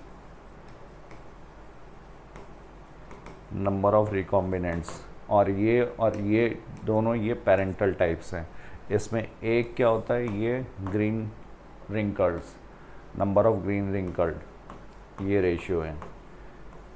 तो हमें पूछा गया है यहाँ पर ग्रीन रिंकल्ड सीड्स, तो आउट ऑफ 16, 9, 3, 12, 3, 15, 16, 16 में कितना है, 1। तो हमें निकालना कितने में, 1600 इंडिविजुअल्स में क्या रेशियो होगा। तो 1600 में कितने बनेंगे, ये 100। तो करेक्ट आंसर यहाँ पर क्या हो जाएगा, 158 is first. Next question 159, in F2 generation है फिनोटिपिक रेशियो 1:1:1:1 एग्जिबिट। तो ये क्या एग्जिबिट करेगा, ये back cross, monohybrid test cross, dihybrid test cross, trihybrid test cross. तो यहाँ पर डाईहाइब्रिड टेस्ट क्रॉस अगर देखा जाए तो डाईहाइब्रिड टेस्ट क्रॉस में ये इसका क्रॉस किसके साथ, होमोजाइगस रिसेसिव पेरेंट के साथ। तो यहाँ पर ये 4 टाइप के गैमेट्स बनाएगा, capital R, capital Y, capital R small y, small r capital Y और स्मॉल r स्मॉल y। ये 4 टाइप के गैमेट्स हो गए। और यहाँ पर अगर देखा जाए तो ये सिर्फ एक ही टाइप का गैमेट बनाएगा, स्मॉल आर स्मॉल वाई। तो ये 4 तरीके के capital R capital Y small Y, मतलब ये हो गया राउंड येलो। फिर यहाँ पर अगर देखा जाए तो ये capital R small Y small Y. और इसका अगर देखा जाए तो ये स्मॉल आर और कैपिटल वाई स्मॉल वाई। और ये अगर देखा जाए तो स्मॉल आर स्मॉल वाई। तो ये 4 तरीके के फिनोटाइप्स ऑब्टेंड हो गए। राउंड येलो हो गया ये, राउंड येलो। और यहाँ पर देखा जाएगा तो राउंड ग्रीन, क्योंकि ग्रीन रिसेसिव है। और ये देखा जाए तो रिंकल्ड येलो, और ये वाला होगा हमारा रिंकल्ड ग्रीन। तो फिनोटिपिक रेशियो कितना हो गया, 1:1:1:1:1। तो ये डायहेब्रिड टेस्ट क्रॉस का रेशियो हो गया। 159 का करेक्ट आंसर होगा third. Next question, the amino acid phenylalanine is converted into tyrosine. तो फेनिलएलानाइन का टायरोसिन में conversion, phenylalanine is converted into tyrosine. ये किसकी हेल्प में, फेनिलएलानाइन हाइड्रोक्सीलेज एंजाइम होता है उसके प्रेजेंस में। और यही यहाँ पर फेनाइल कीटोनूरिया में डेफिशिएंट हो जाता है। तो यहाँ पर फेनिलएलानाइन का लेवल बढ़ जाता है और इसके मेटाबोलाइट्स का भी, और ये ब्रेन में पहुँचेगा तो ये मेंटल रिटार्डेशन वगैरह काज करेगा। तो यहाँ पर एंजाइम पूछा गया है, converted into tyrosine with the help of enzyme. तो एंजाइम होगा phenylalanine hydroxylase. 160 is fourth. Now 161, in each pregnancy probability of a male child is, probability of a male child. तो प्रोबेबिलिटी अगर कैलकुलेट की जाए तो यहाँ पर प्रोबेबिलिटी 50%, क्योंकि x और y आइदर x फ्यूज़ हो सकता है या y फ्यूज़ हो सकता है। 50% इसके चांस हैं और 50% इसके चांस हैं। तो यहाँ पर 161 का करेक्ट आंसर होगा first. Another question 162, calcium ions play very important role in blood clotting. Calcium ion helps in conversion of prothrombin to thrombin. तो कैल्शियम आयंस क्या करते हैं, ये कैल्शियम आयंस फैक्टर 10 और फैक्टर 5 को एक्टिवेटेड, इनएक्टिव फॉर्म में होते हैं, इनको एक्टिवेटेड फॉर्म में कन्वर्ट करते हैं। और ये फैक्टर्स जो होते हैं ये हेल्प करेंगे प्रोथ्रोम्बिन से थ्रोम्बिन बनाने में, प्रोथ्रोम्बिन से थ्रोम्बिन। और थ्रोम्बिन क्या करेगा, फाइब्रिनोजन से फाइब्रिन। कैस्केड है ये, सीरीज ऑफ रिएक्शन, एक का प्रोडक्ट जो होगा दूसरे के लिए काम करेगा दूसरी रिएक्शन में। तो फाइब्रिनोजन से फाइब्रिन। तो calcium ions very important role in blood clotting. Fibrin help करेगा, मैश बनाएगा और क्लॉट फॉर्मेशन में हेल्प करता है, तो सही है ये। और calcium ion helps in conversion of prothrombin to thrombin, तो ये भी सही है। तो assertion and reason both are correct and reason is the correct explanation. Answer होगा fourth. Now we move to another question 163, the human heart is myogenic type. तो heart दो तरीके का है, न्यूरोजेनिक और मायोजेनिक। न्यूरोजेनिक, जेनिक मतलब generate, अगर nervous stimulation की वजह से हार्ट में एक्टिविटी होगी तो उसे बोला जाएगा न्यूरोजेनिक। अगर उसकी खुद की एक्टिविटी से हो रहा है तो उसको बोलते हैं मायोजेनिक। ऑटोरिदमिक होगा ह्यूमन हार्ट, मायोजेनिक है, ऐसे नोड इम्पल्स जनरेशन करेगा, पेसमेकर बोलते हैं इसको। कार्डियक मसल्स ही मॉडिफाई होकर के बनाती हैं, तो सही है। In human heart intercalated disc are present, ये भी सही है, लेकिन ये इसको एक्सप्लेन नहीं कर रहा है मायोजेनिक क्यों है, क्योंकि यहाँ पर ये ऐसे नोड पेसमेकर और ये मसल्स के ही मॉडिफिकेशन से बनता है, कार्डियक मसल्स से, मतलब उसकी इंटरनल एक्टिविटी की वजह से इम्पल्स जनरेशन होता है। तो ये इसका करेक्ट एक्सप्लेनेशन होता। इंटरकलेक्टेड डिस्क आर प्रेजेंट, ये उसका फीचर है कार्डियक मसल फाइबर का। तो ये assertion and reason both are correct but not the correct explanation. Answer होगा यहाँ पर first. Next question 164, lack of menstruation due to. तो लैक ऑफ मेंस्ट्रुएशन में भी ड्यू टू प्रेगनेंसी, या स्ट्रेस की वजह से भी हो सकता है और पुअर हेल्थ की वजह से भी। तो यहाँ पर fourth will be the right answer. Next question 165, which of the following is correct match for human. Correct match यहाँ पर देखा जाए क्या होगा, तो करेक्ट मैच मेमोरी लोब्स 15 से 10 से 12 नहीं है, 15 से 20 है, 20 से 24 मेंस्ट्रुअल साइकिल ये 28 से 29 दिन की है, 28 टू 29 डेज, ये 15 से 20। मेंस्ट्रुअल फ्लो 3 टू 5 डेज, ये सही है, 3 से 5 दिन तक मेंसेस होते हैं। एंडोमेट्रियम का लॉस होगा, 1/3 of endometrium is lost. Ovulation ये 14th डे पर ओवुलेशन होता है। तो यहाँ पर करेक्ट आंसर कौन सा होगा, सिर्फ third, 165 is third. Next, in tissue partial pressure of oxygen and PCO2 are respectively. तो ये कितना है, ये 40 mm of Hg partial pressure of oxygen and PCO2 है 45 mm of Hg। Tissue site पर जो कैपिलरी नेटवर्क, यहाँ पर ऑक्सीनेटेड ब्लड आएगा, ऑक्सीनेटेड ब्लड का कितना होता है, पार्शियल प्रेशर ऑफ ऑक्सीजन यहाँ पर होता है 95 mm ऑफ Hg और ये होगा 40 PCO2 40 mm ऑफ Hg। यहाँ पर 45 mm of Hg CO2, 45 mm Hg ये PCO2 और 40 mm ऑफ Hg ये पार्शियल प्रेशर ऑफ ऑक्सीजन। और हमें पता है कि जो गैसेस में डिफ्यूजन होता है वो पार्शियल प्रेशर डिफरेंस की वजह से, तो 95 से 40 की तरफ ऑक्सीजन टिश्यूज़ में आएगी और CO2 जो होगी टिश्यूज़ से ये ब्लड में जाएगी, ये टिश्यू साइड पर है। तो 40 mm एंड 45 mm Hg यहाँ पर करेक्ट आंसर दिया हुआ है। 166 is second. Next, which one of the following is incorrect match. यहाँ पर इनकरेक्ट मैच के बारे में पूछा गया है। तो अमोनोटेलिक मतलब वो ऑर्गेनिज्म जो अमोनिया एक्सक्रीट करेंगे। यूरियोटेलिक फ्रॉग सही है, यूरिकोटेलिक इंसेक्ट कॉकरोच सही है। और बर्ड्स कैसी होती हैं, यूरियोटेलिक नहीं, ये यूरिकोटेलिक हैं, यूरिक एसिड रिलीज करती हैं। तो यहाँ पर इनकरेक्ट पूछा गया, 167 का फोर्थ इज इनकरेक्ट। नाउ 168 में क्या है, how many matchings are correct.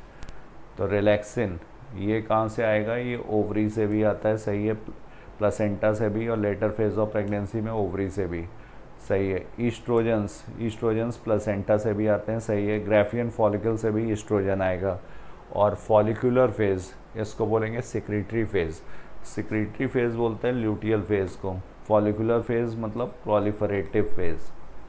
Proliferation कहाँ पर हो रहा होगा, ये यूट्रस में हो रहा होगा एंडोमेट्रियम का। तो एंडोमेट्रियम में प्रोलिफरेटिव फेज और यूट्रस में। और फॉलिकुलर फेज ये कहाँ पर होगा, ये ओवरी में जो फॉलिकल्स का डेवलपमेंट होगा, तो उसको बोलते हैं फॉलिकुलर फेज। दोनों साइमल्टेनियसली होंगे, फॉलिकुलर फेज और प्रोलिफरेटिव फेज। तो इसके करस्पॉन्डिंग क्या होना चाहिए था, ये होना चाहिए था, ये गलत दिया हुआ है। तो ABC करेक्ट है, मतलब 3 यहाँ पर करेक्ट है।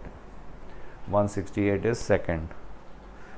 Now we move to another question, 169. How do parasympathetic neural signals affect the working of the heart? तो पैरासिम्पैथेटिक नर्वस सिस्टम कब काम करेगा, जब रिलैक्स स्टेट होगी, स्ट्रेस के वक्त या इमरजेंसी के वक्त सिंपैथेटिक सिस्टम। तो रिलैक्स जब होगा तो हार्ट रेट और कार्डियक आउटपुट क्या होगा, कम होगा, ज़रूरत नहीं है। तो reduce both heart rate and cardiac output, ये सही है। हार्ट रेट इज इंक्रीज, गलत। Both heart rate and increase, गलत। और heart rate decreases but cardiac output increases, ये भी गलत। तो reduce both heart rate and cardiac output. तो 169 का करेक्ट आंसर होगा यहाँ पर फर्स्ट। और 178 to 16 cell stage of embryo is called.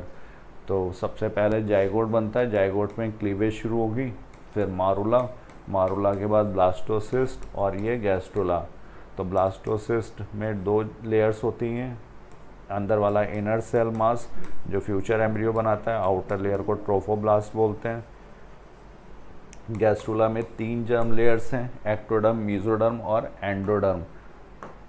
और मारुला सॉलिड होता है, मलबेरी शेप होता है, और यहाँ पर 8 to 16 ब्लास्टोमियस प्रेजेंट हैं। तो मारुला स्टेज होगी। बाकी ब्लास्टोसिस्ट के बारे में हो गया, और ये ट्रोफोब्लास्ट जो यहाँ पर लेयर, आउटर लेयर है। तो 170 का करेक्ट आंसर हुआ second. So I have covered my portion. Thank you all of you. Now further discussion will be carried by my fellow partner Vikram sir. Thank you so much. Hello बच्चों, new light के YouTube channel पर आप सभी का स्वागत है प्यारे बच्चे। और मैं विक्रम चक्रवर्ती आज आपके समक्ष लेकर के हाजिर हुआ हूँ रीनेट टेस्ट, जो कि हमारे इंस्टीट्यूट की तरफ से इस कस्मकस की स्थिति में बनी है। बड़ी असमंजस है बच्चों में, क्या होगा क्या नहीं होगा। तो इसके लिए हमारे ट्रेटर सर का प्रयास है कि पहले से ही आपको बिल्डअप कर दिया जाए अगर रीनीट होता है। तो उसी क्रम में तीसरा टेस्ट था, जो कि 29 जून 2024 को हमारे इंस्टीट्यूट की तरफ से ऑनलाइन ऑफलाइन मोड दोनों पेपर हुआ है। पेपर ठीक था, आप सबने बढ़ के हिस्सा लिया, इसके सभी को बहुत बहुत धन्यवाद। और क्वेश्चन नंबर 101 से लेकर 170 तक के पेपर डिस्कशन के लिए हमारे शीन साथी अली सर और शैलेंद्र सर को बहुत बहुत धन्यवाद देना चाहूँगा। उन्होंने पेपर का बखूबी बहुत ही शानदार इसमें किया है। अब क्वेश्चन नंबर 171 से लेकर 200 तक की जर्नी आप लोग मेरे साथ करेंगे। और आपके सामने पहला ही सवाल रहा कि following not a paired structure human male. आपको पता है जब आप ह्यूमन मेल की बात करते हो तो बहुत से स्ट्रक्चर पेयर्ड होते हैं, बहुत से अनपेयर्ड होते हैं। आप अपने ही अनुभव से जानते हो कि पेनिस जो होता है वो सिंगल होता है, ठीक। और उसमें जो कैविटी चलती है यूरेथ्रा, तो ये भी सिंगल ही होगी, ठीक। ये तो सिंगल होगी, इतना तो आपको समझ में आ गया। यूरेथ्रा आपका पहला आंसर। वास डिफरेंस 2 होता है, इपिडेमिस 2 होता है, इजेक्टिव 2 होता है, सेमिनल वेसिकल 2 होता है, ठीक है। और वासाइफरेंसिया या वास डिफरेंस कह सकते हो वो भी, ठीक। और सेमिनल वेसिकल भी 2 होता है, वासाइफरेंसिया भी 2 होता है। तो ये पेयर्ड स्ट्रक्चर। प्रोस्टेट सिंगल होता है, ठीक। तो आपसे कई बार क्वेश्चन पूछा था इनमें से कौन पेयर्ड ग्लैंड है, कौन अनपेयर्ड। तो प्रोस्टेट सिंगल होता है और यूरेथ्रा सिंगल, क्योंकि पेनिस सिंगल है तो उसके अंदर जो कैविटी पास आउट, जैसे यूरिन और स्पर्म पास होता है, पास आउट होता है, तो यूरेथ्रा सिंगल होता है। That is first answer. अब देखिए, तो ज़माने से आप जानते हैं कि मियोसिस की आप जब बात करते हो तो इसमें मियोसिस फर्स्ट, सेकेंड, और इस फर्स्ट में भी फिर पहला नंबर आता है प्रोफेज फर्स्ट। और इस प्रोफेज फर्स्ट की एक स्टेज होती है लेप्टोटिन, जाइगोटिन और पैकेटिन। इस पैकेटिन में 2 होमोलॉगस क्रोमोसोम के बीच जेनेटिक मटेरियल का एक्सचेंज होता है। जेनेटिक मटेरियल का एक्सचेंज होना ही रिकॉम्बिनेशन है। क्यों? कि नए कॉम्बिनेशंस बने हैं। जो कौन पहले थे मेल फीमेल या मदर और फादर के, उनके chromosome homologous chromosome gamete union हुआ और जिससे ये हुआ। तो जाहिर सी बात है ये घटना किसके थ्रू होती है? ये क्रॉसिंग ओवर एक फिनोमिना होता है, उसी के थ्रू ये होता है। और ये होता है रिकॉम्बिनेशन ऑफ जेनेटिक मटेरियल। तो क्रॉसिंग ओवर होगा जेनेटिक, और इसी को आप एक्सचेंज ऑफ जेनेटिक मटेरियल भी कहते हो। इसके लिए एंजाइम रिकॉम्बिनेज की आवश्यकता पड़ती है, ठीक। तो ये आ गया पैकेटिन, थर्ड आंसर। अब देखिए, जैसे सपोज ये एक जीवन है SG2 और यहाँ से एक सेल मियोसिस की यात्रा पे चली जाए तो 2 सेल डियाड ऑफ सेल बनेंगे और फिर होगा मियोसिस 2, तो ये 4 हैप्लॉइड सेल बन जाएंगे। और यहाँ से अगर हम 2 सेल बन जाते हैं, आपको पता ही है। सपोज यहाँ 2C DNA है तो यहाँ DNA की सिंथेसिस होगी, बनेगा 4C, और यही 4C G2 में रहेगा। यहाँ 46 क्रोमोसोम है, लेकिन क्रोमोसोम अभी भी उतना ही रहता है 46। अब ये मियोसिस में 2C पर सेल DNA हो जाता है और 46 क्रोमोसोम, जितना सेल आप लेके चले थे उतना ही अभी भी यही है कि क्वेश्चनल डिवीजन के क्रोमोसोम का नंबर समान रहता है। अब यहाँ देखिए 2C DNA 2C और फिर DNA अगेन हाफ, और यहाँ 23 क्रोमोसोम और यहाँ 23, यहाँ भी 23, यहाँ भी 23, यहाँ भी 23। तो इससे क्या सीखने को मिला कि मियोसिस 1 में क्रोमोसोम का नंबर हाफ होता है, DNA का अमाउंट हाफ होता है। मियोसिस 2 में DNA का अमाउंट अगेन हाफ होता है, लेकिन क्रोमोसोम का नंबर उतना ही रहता है। क्यों? क्योंकि meiosis 2 just like a simple mitosis. आप देख सकते हैं 4C से 2C हुआ, 46 है, तो वैसे ही 2C से 23 से 23 क्रोमोसोम रहेगा।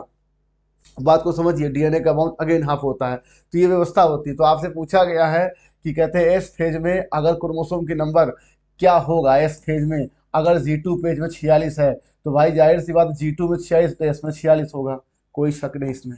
That is third option. अब देखिए उस साइड, ये जो सम वर्टिब्रेट लिखा है इसे आप ह्यूमन सपोज करके अगर देखेंगे तो आपको पता है कि ह्यूमन फीमेल में oogenesis एम्ब्रियोनिक कंडीशन में स्टार्ट हो जाती है और वहाँ से आपका oogenesis शुरू होता है। तो पहले मियोसिस 1 होगा जिससे सेकेंडरी oocyte बनेगा और फिर मियोसिस 2 जिससे आपका ओम बनेगा। लेकिन आपको याद हो जब प्यूबर्टी शुरू होती है तब आपका सेकेंडरी से टर्शियरी फॉलिकल बनता है जिसपे एंट्रम बनता है। तो फर्स्ट मियोटिक डिवीजन कंप्लीट होता है, मतलब बर्थ से लेकर के प्यूबर्टी तक मियोसिस 1 में अरेस्ट रहता है और वो भी प्रोफेज 1 में।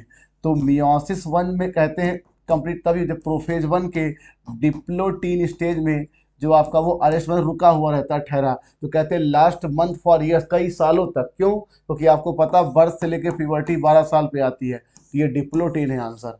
इस बात को इससे ह्यूमन से रिलेट करिए कि एम्ब्रियोनिक कंडीशन में मियोसिस शुरू हो गई लेकिन प्यूबर्टी तक मियोसिस 1 कंप्लीट नहीं होता, मतलब वो इसी डिप्लोटीन में बना रहता है आपका। ठीक है, प्राइमरी oocyte कह सकते हैं आप। First answer. अब देखिए फैटी एसिड तो आप जानते हैं पामिटिक एसिड जिसमें आपके 16 कार्बन होते हैं, तो आपको पता ही है। ठीक, तो भाई जाहिर सी बात है A4 हमें दिख रहा है और A4 केवल एक ही ऑप्शन में, दैट इज थर्ड ऑप्शन। फिर भी आगे फास्फोलिपिड तो लेसिथिन आपको पता है ये सेल मेम्ब्रेन में पाया जाता है, बी थर्ड। और आपको पता है कि जब एमिनो एसिड का क्लासिफिकेशन किया गया था तो एसिडिक बेसिक न्यूट्रल इस तरीके से किया गया था on the basis of carboxylic group. अगर कार्बोक्सिलिक ग्रुप आर वाले में बढ़ जाए, ठीक, जो आर ग्रुप वेरिएबल होता है, तो एसिडिक की तरफ शिफ्ट होगा और एमिनो आ जाए तो ये बेसिक की तरफ। और अगर मान लीजिए ये नॉर्मल है, इसमें एमिनो और एसिडिक ना रहे तो जितना NH2 उतना CH2 रहेगा तो ये न्यूट्रल रहेगा। इसके अलावा एरोमेटिक एमिनो एसिड होता है ट्रिप्टोफैन टायरोसिन। तो आप देख सकते हैं कि यहाँ पे एरोमेटिक ट्रिप्टोफैन लिखा, दैट इज C सेकेंड, और acidic amino glutamic acid aspartic acid, that is D first. ये रहा D फर्स्ट, थर्ड आंसर। अब देखिए आपको पता है कि जो गोल्गाई ऑपरेटर्स होते हैं उसके कई काम होते हैं। हमें पता है कि रफ एंडोप्लाज्मिक रेटिकुलम पे RER पे जब प्रोटीन बन के निकलती है तो इसके सिस फेज से एंटर करती है और ट्रांस फेज से मॉडिफाई होकर अलग। इसका मतलब ट्रांसलेशन के बाद इसमें प्रोटीन की मॉडिफिकेशन होता है, पोस्ट मॉडिफिकेशन, और ग्लाइकोप्रोटीन ग्लाइकोलिपिड का ये साइट है और पैकेजिंग मटेरियल को भी परफॉर्म करती है, that is Golgi operators, third option. अब देखिए आप कहते हो all enzymes are protein but all proteins are not enzyme. ये एक सेंटेंस जब पूरा लिखा जाएगा तो सही माना जाएगा। क्यों? क्योंकि आपको पता है कि भाई प्रोटीन तो एंटीबॉडी भी हो सकता है, प्रोटीन फाइबर भी हो सकता है कोलेजन वगैरह, प्रोटीन पिगमेंट भी हो सकता है जैसे कि हीमोग्लोबिन, प्रोटीन एंजाइम भी हो सकता है। ठीक, तो ये जो सेंटेंस जब आप एक लाइन में बोलते हो कि all enzymes are protein but all proteins are not enzyme, तो ये सेंटेंस सही होता है। लेकिन ऑल एंजाइम्स आर प्रोटीन अब गलत है। मैं क्या बताना चाह रहा हूँ कि all enzymes are protein but all proteins are not enzyme, अब ये सेंटेंस सही है। लेकिन जैसे आप बोल रहे हो ऑल एंजाइम्स आर प्रोटीन, तो ये गलत है। क्यों? क्योंकि आपको पता है कि जो राइबोजाइम है जो एक प्रकार का RNA है 23S RNA, ये भी आपका एंजाइमेटिक प्रॉपर्टी रखता है और ट्रांसलेशन में दो एमिनो एसिड के बीच पेप्टाइड बॉन्ड के फॉर्मेशन को फेवर करता है। तो इसका मतलब ऑल एंजाइम्स आर प्रोटीन नहीं है, क्योंकि कुछ एंजाइम जो होते हैं वो आपके न्यूक्लिक एसिड एंजाइम की तरह बिहेव करते हैं, इसलिए सेंटेंस गलत है। तो मान लीजिए भविष्य में all enzymes are protein but all proteins are not enzyme, तो सेंटेंस सही होता इस हिसाब से। लेकिन अभी भी सेंटेंस गलत है। क्यों? There are some nucleic acid that behave like enzymes, तो ये सही है। तो पहला गलत है, असर्शन इज नॉट करेक्ट और reason is correct, that is third option.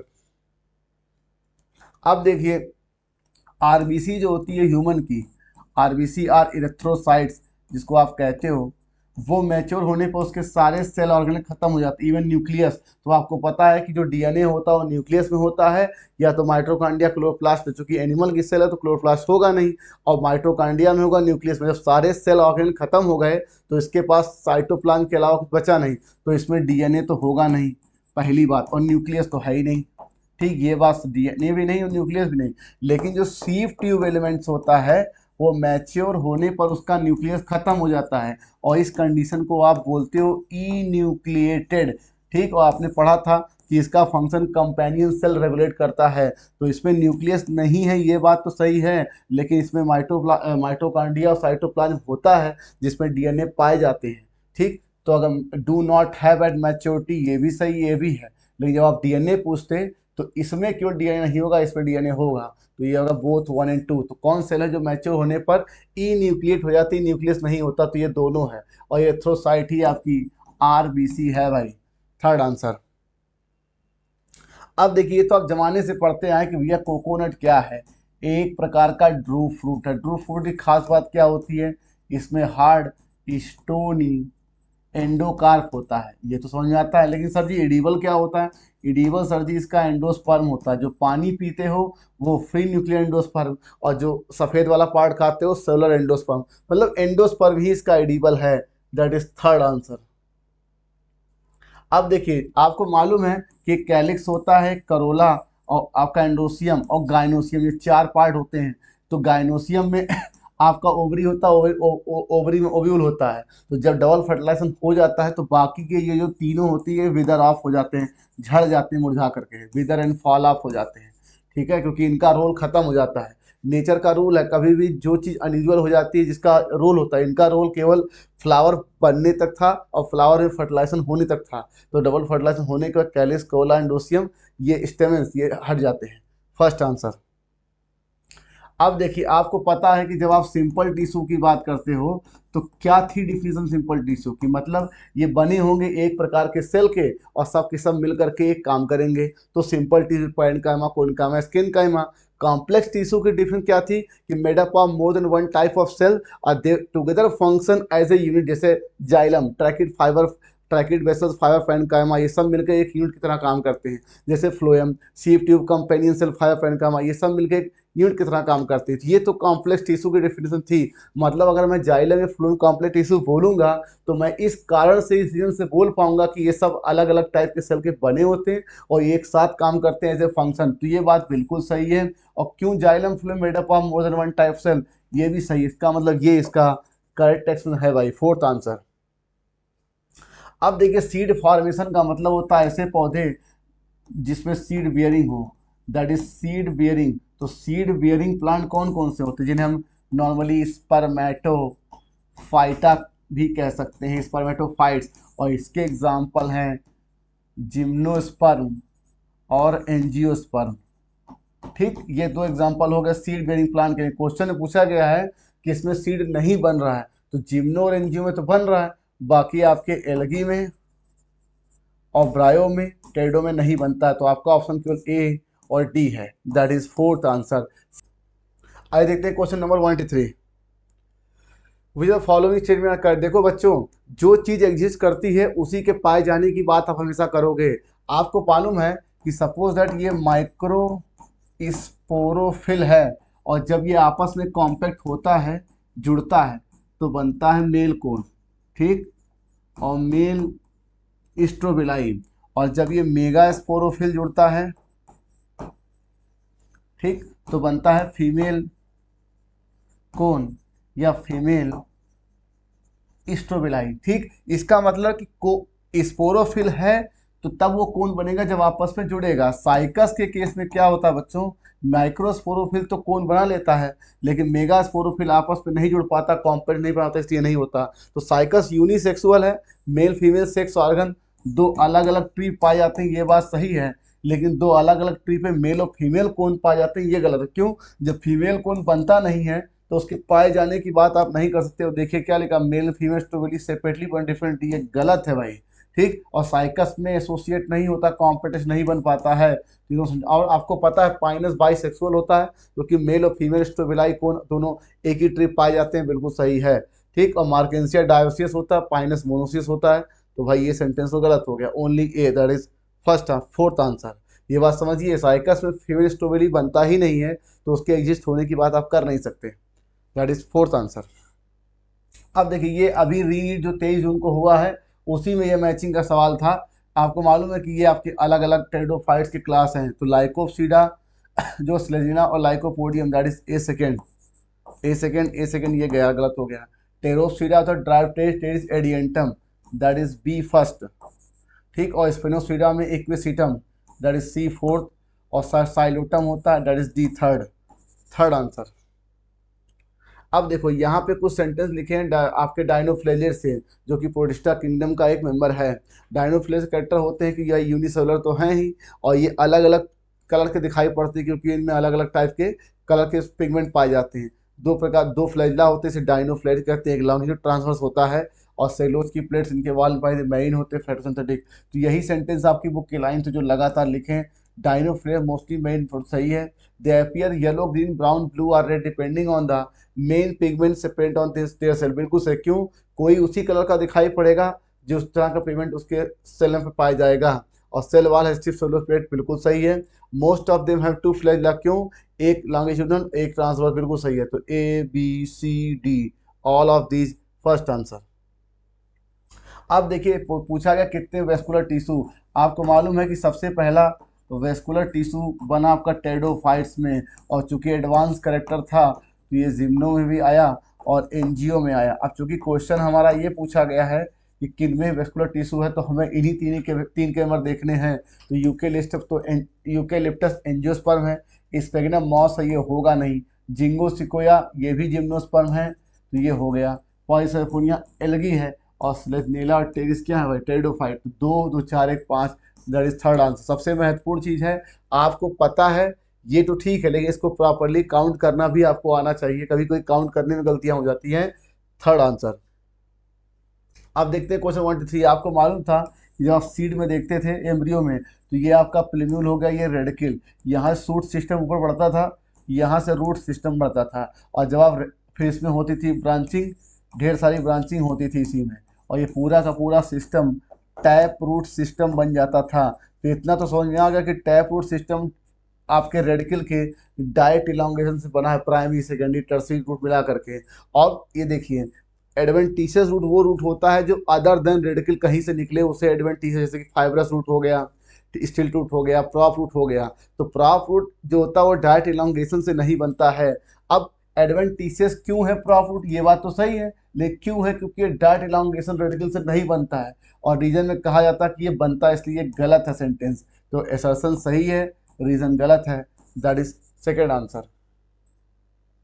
अब देखिए जीन गन आपको मालूम था, इसी को बायोलिस्टिक गन के नाम से आप जानते हो। क्यों? क्योंकि इसमें गोल्ड और टंगस्टन के पार्टिकल होते थे। ठीक है, गोल्ड और टंगस्टन के पार्टिकल ऐसे होते थे जिसपे आपका डीएनए रैप करके हम होस्ट सेल में भेजते थे बम्बार्ड करके। तो चूंकि डीएनए में हमारा डिजायर डीएनए ही कहीं छिपा हुआ है, तो ये भी उस होस्ट कोशिका में पहुंच जाता था, और एक तरह से ये वेक्टर होता है जो कि जीन को ट्रांसफर करता है हमारे डिजायर जीन में, और ये बायो कंफर्टेबल होता है, ये नुकसान नहीं पहुंचाता आपके होस्ट प्लांट को। तो क्या मतलब हुआ? To use for transfer of gene, that is gene gun. A second ये दोनों गलत हो गए। अब जो जीन थेरेपी, जैसे आप पढ़ते हो फिजियोथेरेपी, फिजिकल एक्सरसाइज करा के थेरेपी करा दिया, कीमोथेरेपी, बाई केमिकल्स थेरेपी, तो उसी तरह से जीन थेरेपी का मतलब एक प्रॉपर जीन का यूज करके डिफेक्टिव जीन को रिप्लेस करना, ठीक करना किसी बीमारी को, उसे बोलते हैं जीन थेरेपी। तो कुछ नहीं, देखिए replacement of faulty gene by normally healthy gene, that is B first. आप देखिए बी फर्स्ट यहीं पे और कहीं है नहीं, तो ये तीनों गलत, दैट इज फर्स्ट आंसर। अब देखिए जीन क्लोनिंग का मतलब क्या है?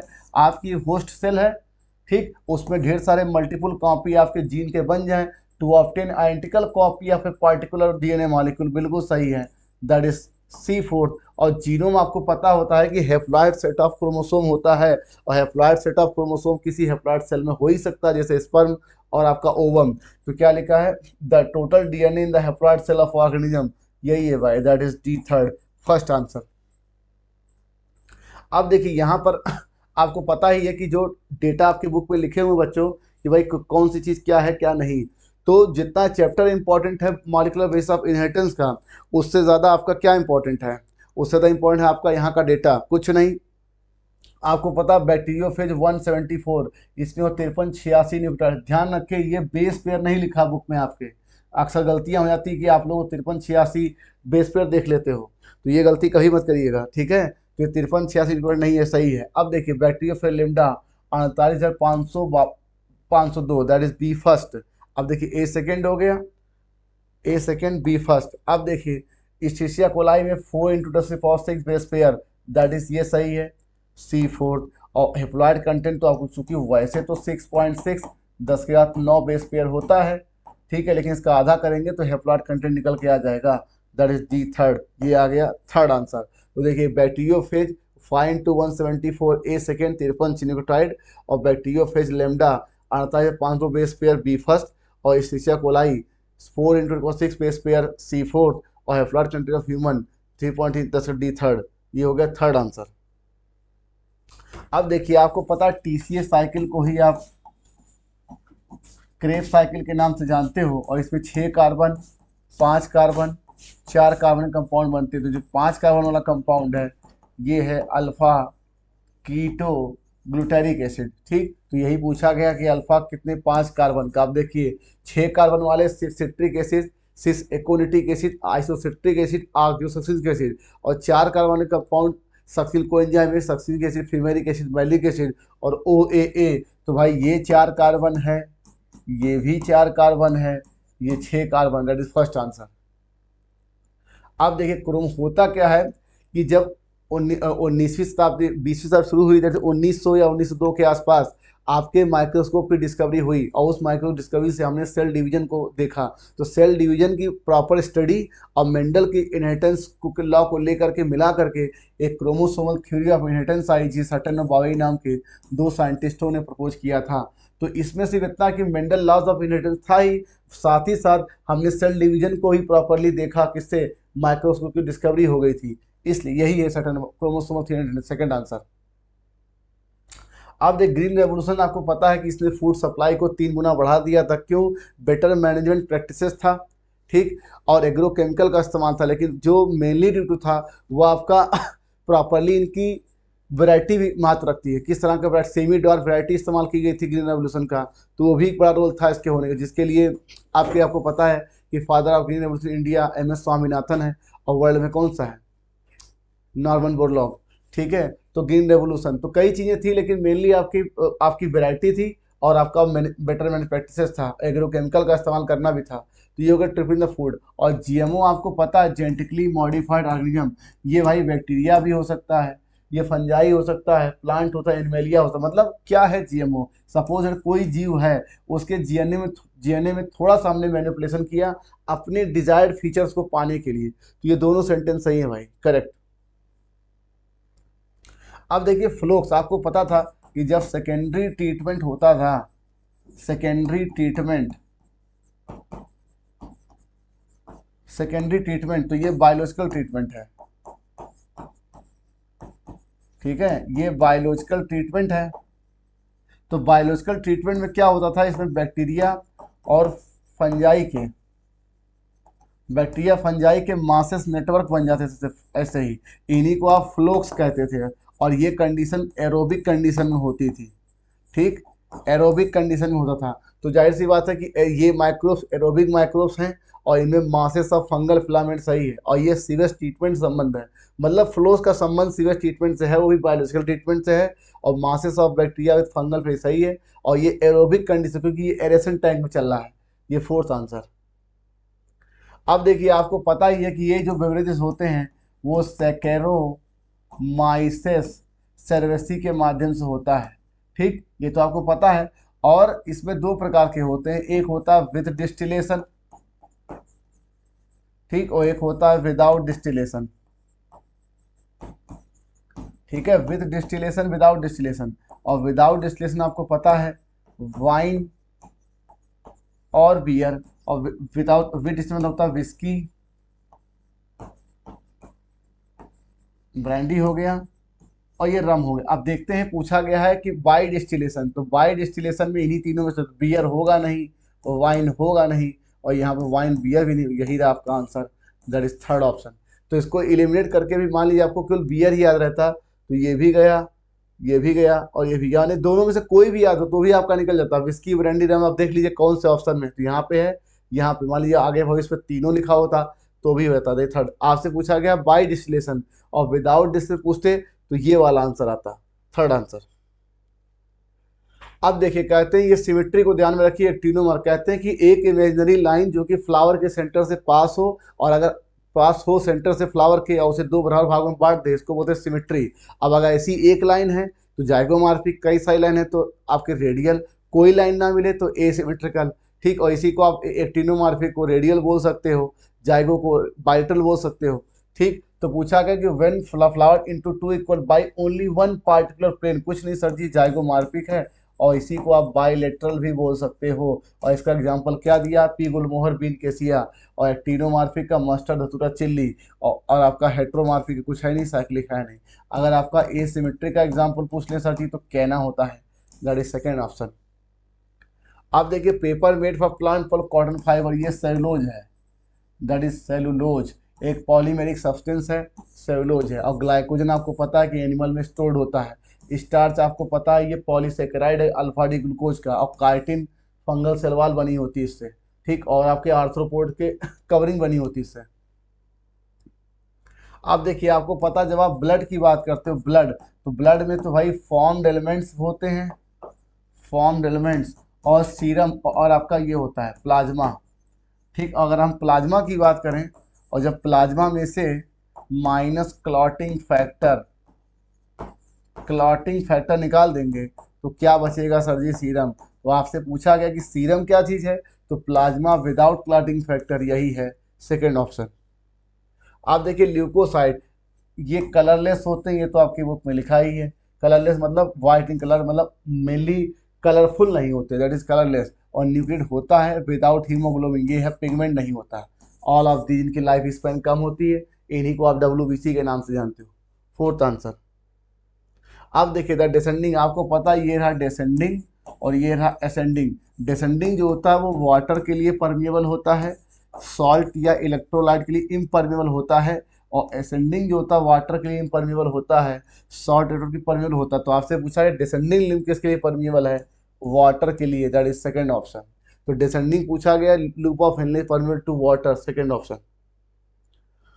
और देखिए अभी मैंने बताया गोल्गी बॉडी का सिक्रेशन डिफरेंट सब्सटेंस है, और ये किसका साइट है, ग्लाइकोप्रोटीन ग्लाइकोलिपिड का, और packaging and storing of material करता ही है, पोस्ट ट्रांसलेशनल मॉडिफिकेशन करता है, सीसो ट्रांसफेज पर जो होते प्रोटीन की मॉडिफिकेशन होती है, पैकेजिंग होती है। तो ये तीनों आपके इसके फंक्शन हैं, दैट इज फोर्थ आंसर।